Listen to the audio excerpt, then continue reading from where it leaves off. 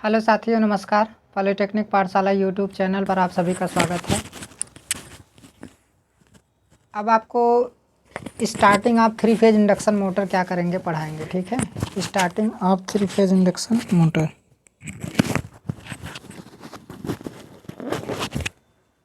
तो अगर स्टार्टिंग की मैं बात करूं तो स्टार्टिंग कैसे करते हैं थ्री फेज इंडक्शन मोटर की। देखिए, सबसे पहले ये जानना हमारे लिए ज़रूरी है कि जो थ्री फेज इंडक्शन मोटर होता है वो हाई पावर रेटिंग की होती है। भाई, थ्री फेज मोटर है, सिंपल सी बात है। बड़े वर्क के लिए क्या किया जाएगा, यूज किया जाता है। तो बड़े कामों के लिए जब थ्री फेज इंडक्शन मोटर को हम क्या करते हैं, यूज करते हैं, तो उस कंडीशन में क्या होता है कि उसकी पावर रेटिंग क्या होती है, हाई होती है। तो जब पावर रेटिंग हाई होती है तो स्टार्टिंग में जो है ना, उसमें हैवी करंट क्या करती है, फ्लो करती है। हैवी करंट का मतलब है कि फुल लोड करंट का जो है 5 से 7 गुना करंट फ्लो करती है। अब मान लीजिए जैसे फुल लोड करंट है आपका 100 एम्पियर, समझ में आया। तो इसका 7 गुना कितना होगा, इसका 7 गुना कितना हो जाएगा, 700 एम्पियर की करंट क्या करने लगेगी, स्टार्टिंग में फ्लो करने लगेगी। तो जब स्टार्टिंग में इतने एम्पियर की करंट फ्लो करेगी तो सिंपल सी बात है, हमारी जो मोटर की बाइंडिंग वगैरह होती है वो सब क्या हो जाती है, जल के राख हो जाती है। समझ में, राख क्या हो जाती है, वो ख़राब हो जाती है। बाइंडिंग के अंदर इंसुलेशन जो लगा होता है सब खराब हो जाता है, आपस में शॉर्ट सर्किट हो जाता है, फूक जाता है। कुल मिला के कहने का ये मतलब है।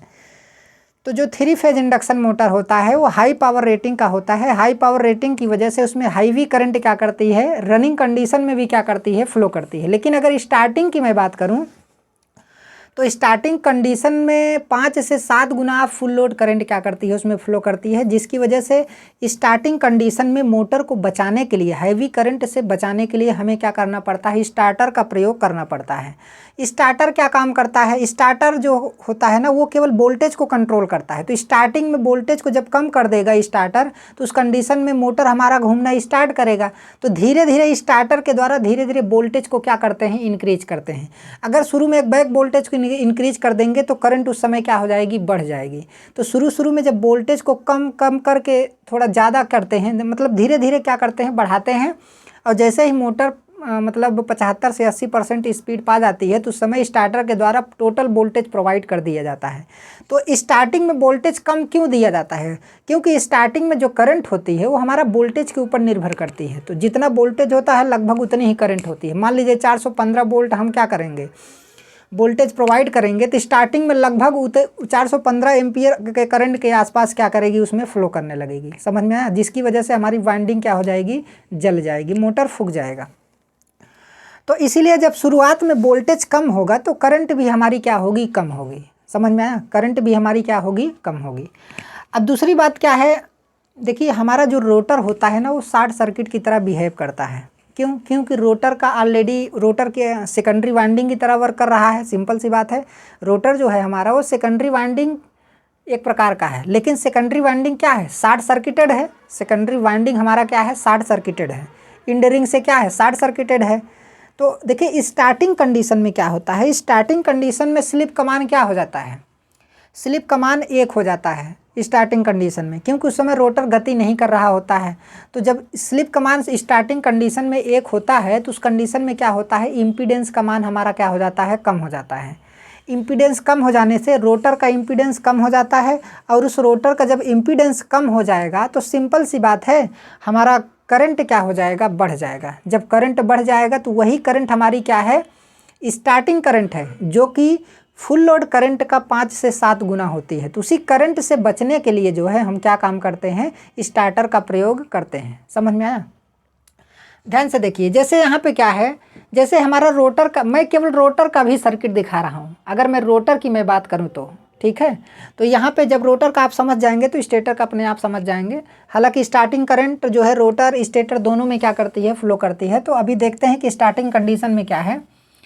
अब यहाँ पे ध्यान से देखिए, अभी हमारा मोटर क्या है, रन नहीं कर रहा है, लेकिन हमने सप्लाई वोल्टेज दे दिया है, हमने सप्लाई वोल्टेज प्रोवाइड कर दिया है। अभी रोटर हमारा रोटेट नहीं कर रहा है, तो उस समय स्लिप कमान कितना है, 1 है। जब स्लिप कमान 1 है तो सिंपल सी बात है, यहाँ पर ध्यान से देखिए, ये वाली इक्विवेलेंट सर्किट होती है। तो आपको पता है कि R2 1/1 - 1 बराबर क्या हो जाएगा, 0। तो ये वाला रेजिस्टेंस क्या हो गया, 0 हो गया।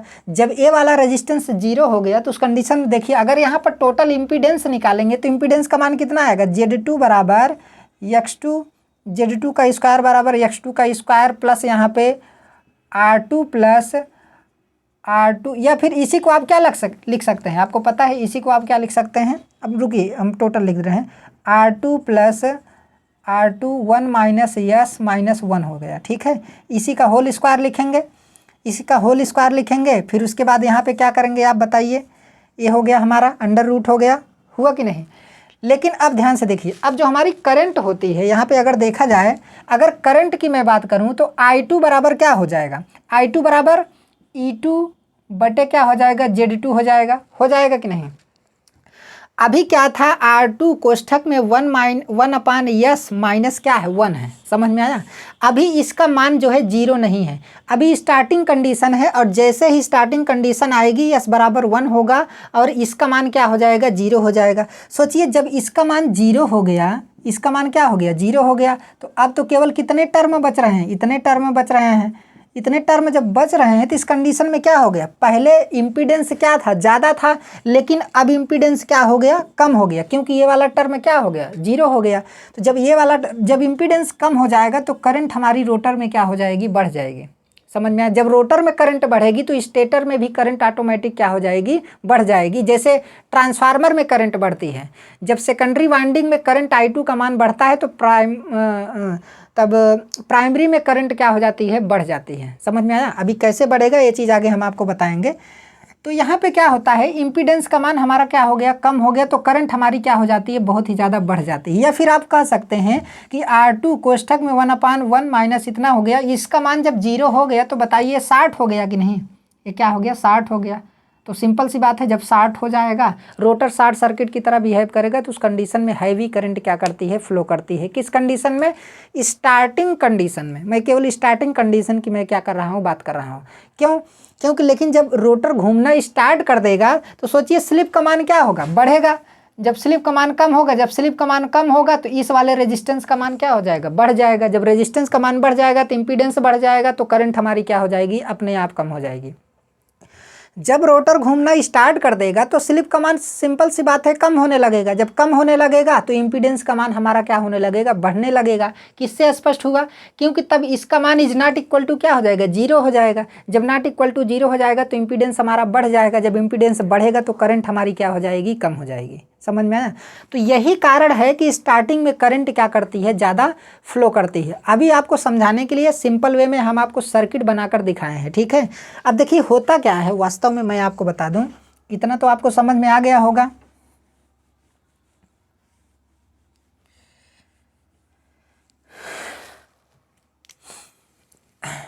अब जैसे मान लीजिए करंट I बराबर क्या होता है, V बटे, देखिए V बटे क्या है, Z है। सिंपल सी बात है, करंट I बराबर, यहाँ पर वोल्टेज है, यहाँ पर क्या है, रेजिस्टेंस है।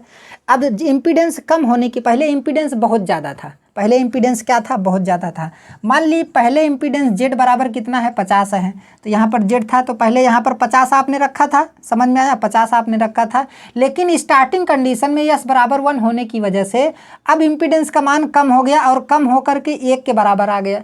जब यहाँ पर 1 के बराबर आ जाएगा तो सिंपल सी बात है, करंट बराबर क्या हो गया, वोल्टेज। इसका मतलब है कि स्टार्टिंग कंडीशन में अगर हम 415 वोल्ट की सप्लाई दे रहे हैं 3 फेज इंडक्शन मोटर में, तो बताइए ये 415 किसके बराबर होगा, एम्पियर करंट के बराबर होगा कि नहीं, सोचिए।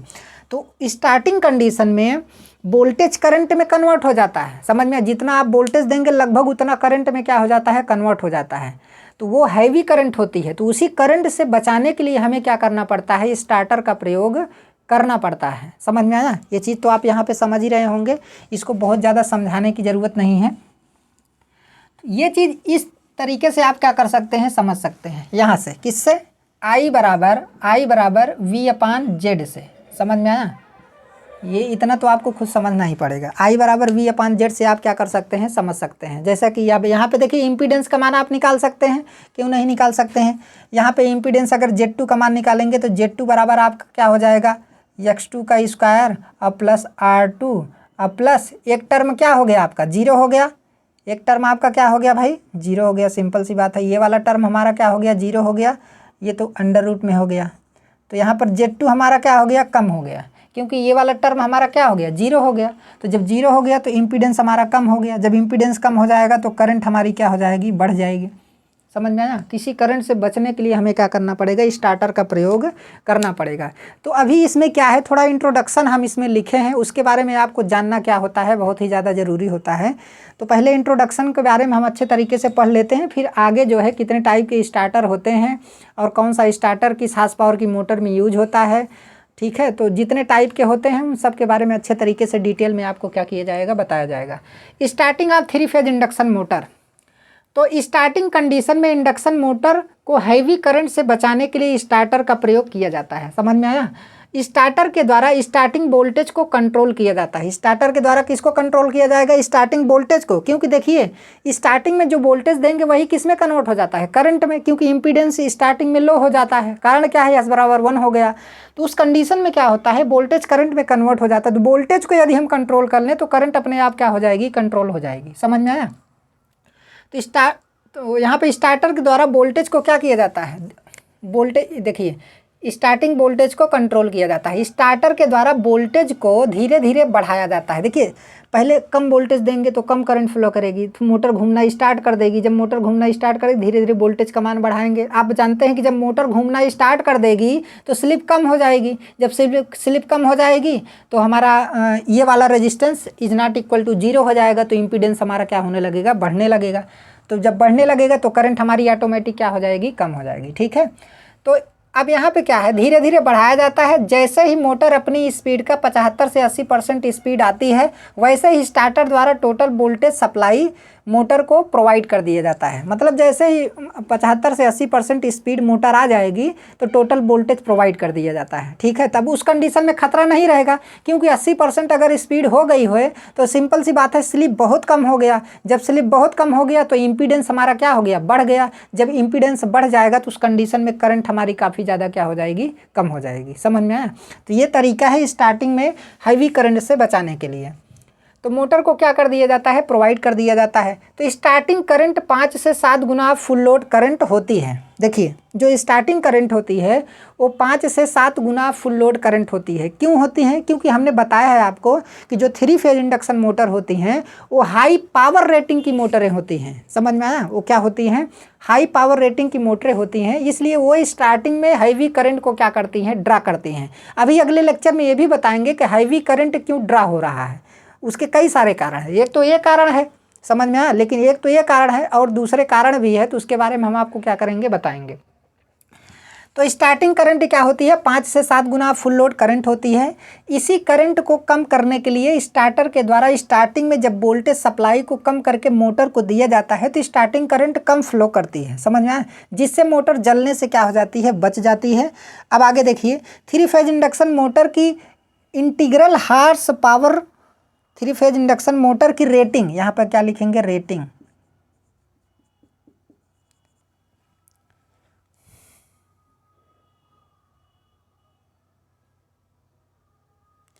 देखिए 3 फेज इंडक्शन मोटर की जो रेटिंग होती है इंटीग्रल हार्स पावर में होती है।